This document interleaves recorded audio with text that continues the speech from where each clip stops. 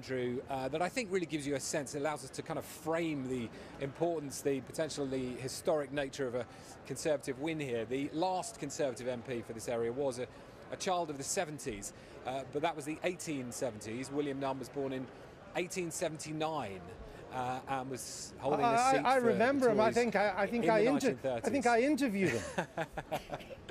I think you did. Yeah. Do you remember what he said? A sense of humour, in spite of what looks like a defeat they're heading for. One UKIP activist just saying to me recently that whatever the result, Paul Nuttall's website will say he's won. Yes. Well, that may be in character. The extent of it, Andrew. No, but I understand that was the explanation. But it wasn't just Hillsborough, though, that I think that did matter for a lot of people. It was also his relationship with Tranmere Rovers, which wasn't quite what he had claimed it to be, and his so-called PhD, which was not a PhD. It just created a sense that he had a lot of questions to answer, and I would suggest got in the way of you getting your other messages across. Okay, but it seems to me from your whole demeanour and what you're saying here is that you're getting your excuses in first now, aren't you? I'm sorry, I didn't quite You're catch getting that. your excuses in now. It doesn't, from your demeanour and the way you're going on about the disadvantages Mr. Nuttall faced, many of his own making, that it hasn't gone as well for you as you would have hoped. Better indication. Matt Hancock, did your party try very hard in Stoke? Well, we campaigned in Stoke. The Prime Minister. I know you did, but you try very hard. Yeah, I think as a party, yes. I went to Copeland. I didn't go to. You didn't go to Stoke? But what's the name of your candidate in Stoke? He's a. I didn't meet him because I didn't go. Oh, Phil Brereton. No, it's not Phil. No, actually, it's Jack Brereton. Yeah, Jack Brereton. So you tried so hard you didn't know the name of your candidate. Well, as I said, I went up and campaigned in Copeland. Lots of people went to Stoke as well. The Prime Minister went to both, so we campaigned in both. But clearly, the central point here is... Well, of course you campaigned in both. There's a by-election. Of course you campaigned. My question was, did you try very hard, or in fact, did you not really pour the resources into Copeland? Because that was the one that you hoped to win. By the way, he's not been around Stoke for much. You know that. I got all that, Jack Dromey. We're just watching him come here.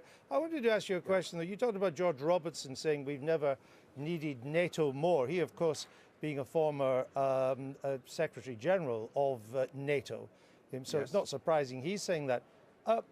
Has Jeremy Corbyn ever said we've never needed NATO more?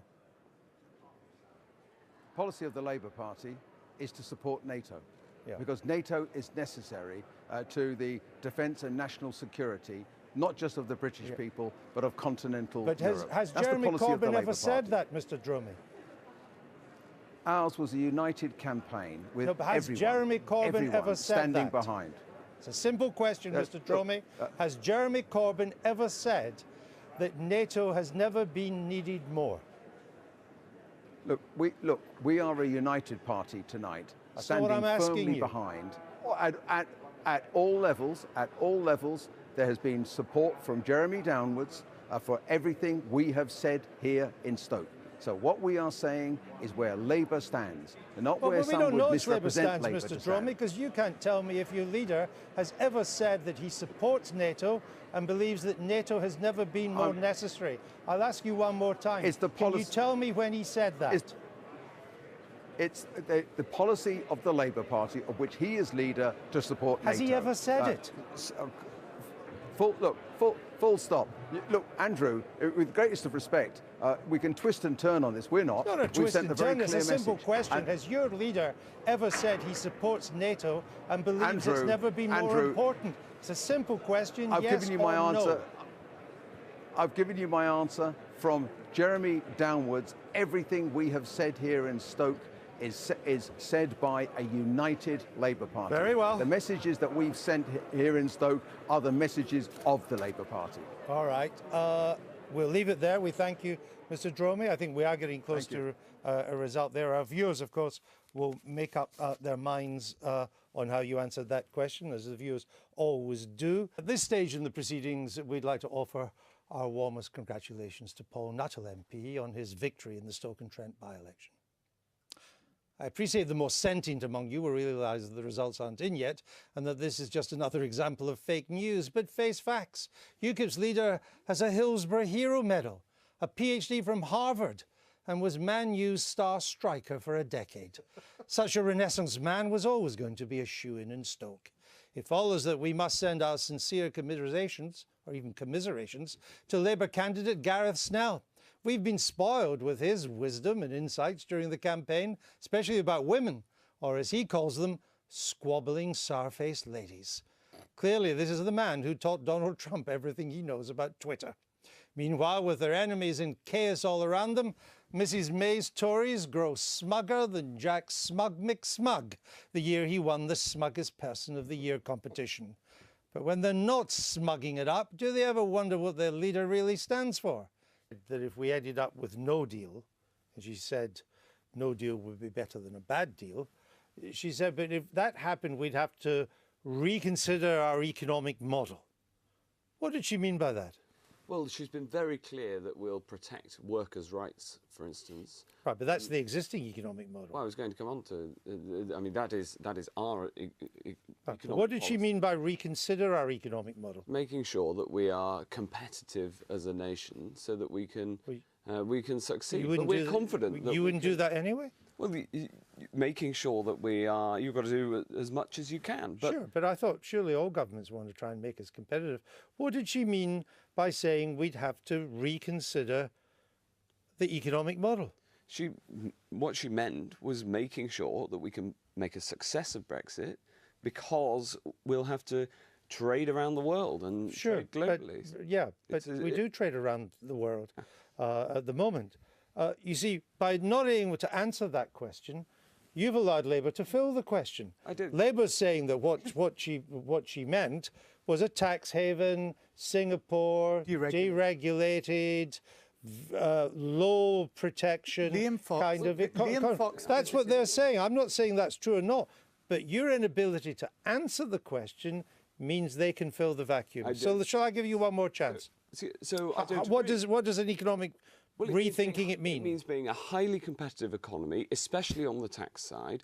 But we've been clear about we've been clear about protecting workers' rights, and she has. In fact, we've just introduced the national living wage. Lower taxes. And so is it not the economic model at the moment of this government to produce a highly competitive economy? Yes, of course it is. So that's not any different then. What was new? What was she talking about that she would have to reconsider? Well, she also mentioned, as part of this, in being competitive in terms of taxes. But it's the question is this. But isn't that existing government policy? Well, we are reducing corporation tax. So I'll try one more time. I'm beginning to feel like asking Jack Dromey about NATO, but it's a different question. What would be new about a new economic model? Well, that we would be as competitive as possible. But the thing is this. Is existing policy to be as uncompetitive as possible? No, of course it's not. You're making what's the difference? Dichotomy. But the point is this. We think that we're going to make a success of Brexit, and I think that... Let us say that it's looking very close here at Copeland, and I think that's a testament to the campaign that the Labour Party has run here at a time when we're somewhere between 15 and 18 points behind in the polls. To be still waiting on a result here in Copeland and not sure which way it's going to fall is testament to the campaign we ran, and actually tapping into the issues that people feel about very strongly around here, which is about the NHS and particularly about hospital services in West Cumbria. But hold on, if it's on a knife edge, this is a Labour seat that you're defending in a by-election in the middle of a Conservative government. It shouldn't be on a knife edge. You should be walking it. Andrew, I think it's fair to say that Copeland has never been a safe Labour seat. It's always been a marginal seat, and actually with recent boundary changes it's become yet more marginal. But we've never held Copeland with, huge majorities like perhaps in other parts of the country. It's always been one of those seats which is made up of very different kinds of demographics. When did you last lose it? So Well, although Labour's always held, as far as I'm aware, the seat of Copeland, it's never been by particularly huge majorities, and it was considered to be one of our marginal seats and key ones to defend in the last 2 general elections.